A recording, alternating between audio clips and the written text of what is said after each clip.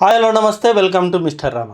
YSR Congress party పొరపాటును కూడా ఒక వ్యక్తికి 10 రూపాయలు సహకారం చేయదు. ఇవి రాసి పెట్టుకోండి. ఆ మెతుకులు కింద పడితే కూడా కాకులు తింటే ఏమనేది వాటిని కూడా ఇలా తుడుచుకొని పక్కన పెట్టుకొని కింద రాల్సిన వ్యక్తులు వైఎస్ఆర్ కాంగ్రెస్ పార్టీ. నాకున్న క్యాలిక్యులేషన్ ప్రకారం అసలు రావణ్ మాట్లాడించాల్సిన వాళ్ళ లిస్ట్ లో కూడా లేడు. వాస్తవంగా లాస్ట్ మినిట్ లో ఎవరైతే గెస్టులు రాలేదో వీళ్ళందరూ నేను వెళ్ళేటప్పటికే స్టేజ్ ఆక్యుపై చేసి కూర్చున్నారు.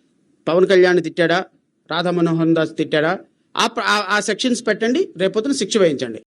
రావణ్ లాంటి వ్యక్తి రాముణ్ణి మాట్లాడినా కృష్ణుణ్ణి మాట్లాడినా పూర్తిగా ఖండించాల్సినటువంటి అంశం. Yes, I can proudly claim that I'm a Hindu. క్షవరం అయితే కానీ వివరం తెలియదు అని చెప్పేసి మన పెద్దవాళ్ళు ఊరికనే అనలేదు. ఈ జడా శ్రవణ్ లాంటి వాళ్ళని చూసే ఇది చెప్పారు వాళ్ళు.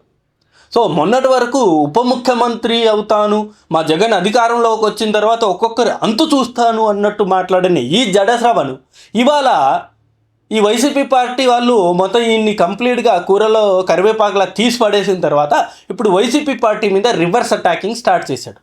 ఆ రోజు ఏలూరులో దళిత క్రైస్తవులకు సంబంధించి ఒక సభ పెట్టి ఇవాళ ఈ ఆంధ్ర రాష్ట్రంలో జరుగుతున్న ఈ పెంటంతటికి కారణం మీరే. జడా శ్రవణ్ గారు వింటున్నారా? మీరే ఇవాళ జరుగుతున్న ఈ పరిణామాలన్నిటికీ కారణం మీరే. మీరే ఆ రోజు రెచ్చిపోయి మాట్లాడారు, మీరే ఇతరులను రెచ్చగొట్టి మరి మాట్లాడించారు. ఆంధ్రప్రదేశ్ రాష్ట్రంలో ఉన్న ప్రతి చర్చి నడిపే వాళ్ళకి చెప్తున్నా, రేపటి నుంచి మీ చర్చిల మీద మైకులు పెట్టుకోండి. పీకేవాడెవడో నేను చూస్తాను వాడే అంటూ.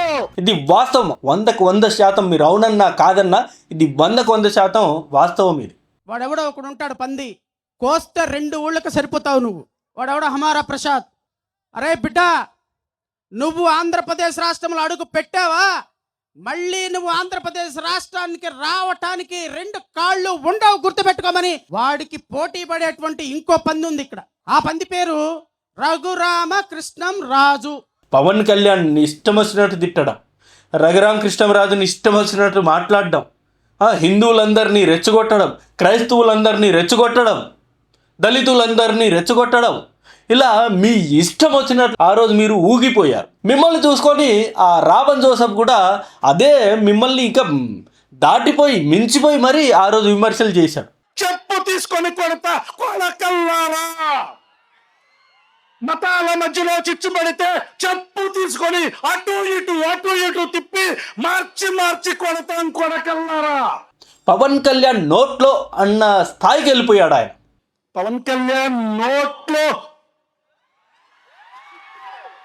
ఈరోజు మీరు బయటకు వచ్చి అసలు రావణ్ ఆ రోజు అలా మాట్లాడతాడు అనుకోలేదు, అసలు రావణ్ మాట్లాడే లోపే అసలు ఏం జరిగిపోయిందో తెలీదు, అసలు నేను స్టేజ్ ఎక్కేలోపే రావణ్ మాట్లాడడం స్టార్ట్ చేశాడు అన్నట్టు మీరు కవర్ డ్రైవ్ చేస్తున్నారు. ఇప్పుడు అసలు రావణ్ మాట్లాడించాల్సిన వాళ్ళ లిస్ట్ లో కూడా లేడు వాస్తవంగా. సో అనుకోకుండా రావణ్కి మైక్ వెళ్ళటం, అక్కడ రావణ్ ఏం మాట్లాడతాడో నాకు తెలియదు కదా. రావణ్ మాట్లాడుతున్నప్పుడు పవన్ కళ్యాణ్ నోట్లో అన్న మాట అన్నప్పుడు మీరు ఎందుకని మైక్ లాక్కోలేదు?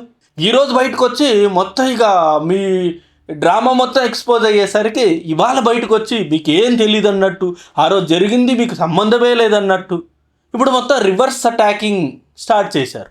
నేను ఏదైతే మాట్లాడానో దానికి నేను బాధ్యత, రావణ్ ఏదైతే మాట్లాడారో దానికి రావణ బాధ్యత వహిస్తాడు. సో ఫస్ట్ చెప్పింది మీరే, నేను ఉప ముఖ్యమంత్రి అవుతాను, మా జగన్ అధికారంలో వచ్చాక ఒక్కొక్కరి అంతు చూస్తా అని చెప్పింది మీరే. 2029లో రాష్ట్ర శాసనసభలో జడా శ్రావణ్ కుమార్ ఉప ముఖ్యమంత్రి అనే తలుపు మీకోసం తెరిచి ఉండే రోజు ఒక రోజు వస్తుంది. ఆ రోజు కోసం మీరందరూ కూడా వేచి చూడండి. ఇవాళ మీరేమంటున్నారు?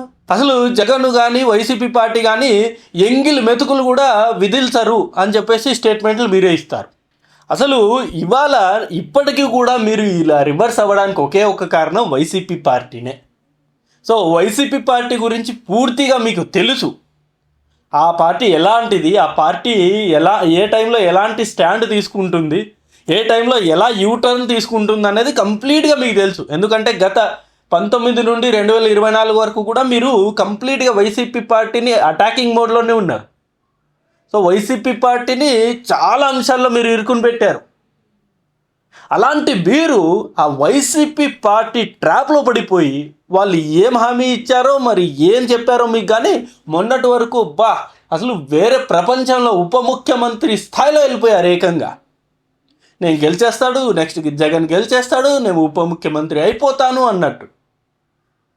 ఇవాళ బొక్కబోర్లు పడ్డారు. మీరు మొన్నటి వరకు కూడా నాకు తెలిసి ఆశించినట్టున్నారు.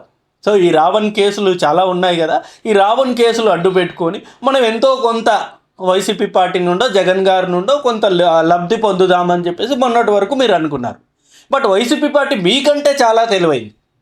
సో తెలివైంది కాబట్టి ఏం చేసిందంటే మిమ్మల్ని తప్పించేసి ఇప్పుడు పొన్నవోళ్ళని తీసుకొచ్చింది. ఈరోజు కాదు అని ఇంకో రాజకీయ పార్టీ మాకు సహకారం అందిస్తారని జగన్మోహన్ రెడ్డి దగ్గరికి వెళ్ళారు. జగన్మోహన్ రెడ్డి కూడా ఎష్యూరెన్స్ ఇచ్చారు, పొన్నవాళ్ళ సుధాకర్ రెడ్డి కూడా ఎష్యూరెన్స్ ఇచ్చారు. సో బాధితులకు వాళ్ళ దగ్గర న్యాయం జరుగుతుందని వాళ్ళు భావించారు కాబట్టి నేను ఈ కేసులో నుంచి తప్పుకున్నాను. సో ఇప్పుడు ఈ రావణ్ కేసు మొత్తం కూడా పొన్నవోలే హ్యాండిల్ చేయబోతున్నాడు.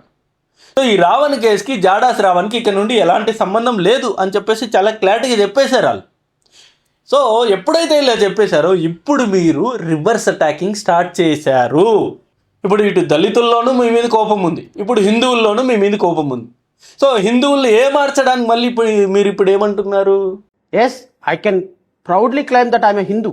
సో నేను ప్యూర్ హిందువుని అని చెప్పేసి కొత్త సబ్జెక్ట్ ఎత్తుకున్నారు మీరు. సో మొన్నటి వరకు దళితుల్ని సపోర్ట్గా, క్రిస్టియన్ సపోర్ట్గా, ఎప్పుడైతే రఘురామ కృష్ణరాజు గారు అక్కడ రామాలయం నిర్మించాలని చెప్పేసి తలపెడితే దాన్ని అనేక రకాలుగా కోర్టుకెళ్ళి మరీ అంశాన్ని మీరు అడ్డుపడ్డారు. ప్రభుత్వానికి సంబంధించినటువంటి ప్రభుత్వ భూమిలో మతపరమైన కట్టడాలు కట్టడానికి అవకాశం లేదు. ఇప్పుడు మీరు హిందూ అంటున్నారు కదా, అదే హిందూ అయితే ఎందుకని మీరు అడ్డుకుంటారు?